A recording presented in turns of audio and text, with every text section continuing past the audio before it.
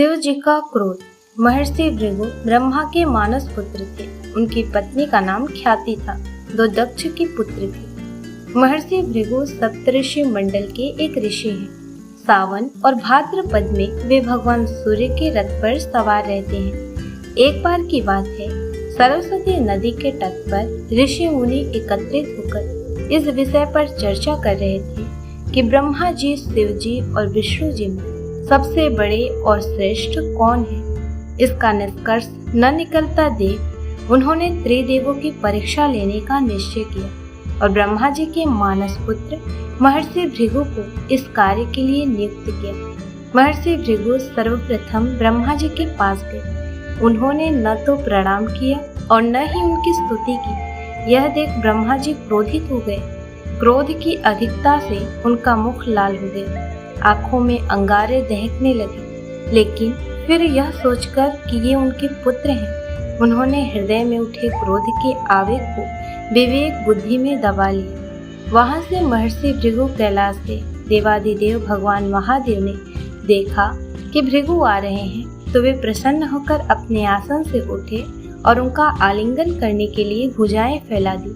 किंतु उनकी परीक्षा लेने के लिए भृगु मुनि उनका आलिंगन अस्वीकार करते हुए बोले, महादेव, आप सदा वेदों और धर्म की मर्यादा का उल्लंघन करते हैं। दुष्टों और पापियों को आप जो वरदान देते हैं उनसे सृष्टि पर भयंकर संकट आ जाता है, इसलिए मैं आपका आलिंगन कदापि नहीं करूंगा। उनकी बात सुनकर भगवान शिव क्रोध से तिलमिला उठे।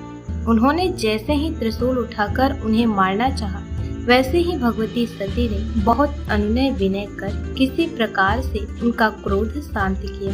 इसके बाद भृगु मुनि वैकुंठ लोक गए। उस समय भगवान श्री विष्णु देवी लक्ष्मी की गोद में सिर रखकर लेटे थे। भृगु ने जाते ही उनके वक्षस्थल पर एक तेज लात मारी। भक्त वत्सल भगवान विष्णु शीघ्र ही अपने आसन से उठ खड़े हुए और उन्हें प्रणाम करके उनके चरण सहलाते हुए बोले, भगवान, आपके पैर पर चोट तो नहीं लगी? कृपया इस आसन पर विश्राम कीजिए। भगवान, मुझे आपके शुभ आगमन का ज्ञान न था, इसलिए मैं आपका स्वागत नहीं कर सका। आपके चरणों का स्पर्श तीर्थों को पवित्र करने वाला है। आपके चरणों के स्पर्श से आज मैं धन्य हो गया। भगवान विष्णु का यह प्रेम व्यवहार देखकर महर्षि भृगु की आंखों से आंसू बहने लगे। उसके बाद वे ऋषि मुनियों के पास लौट आए और ब्रह्मा जी, शिव जी और विष्णु जी के यहाँ के सभी अनुभव विस्तार से कह बताया। उनके अनुभव सुनकर सभी ऋषि मुनि बड़े हैरान हुए और उनके सभी संदेह दूर हो गए।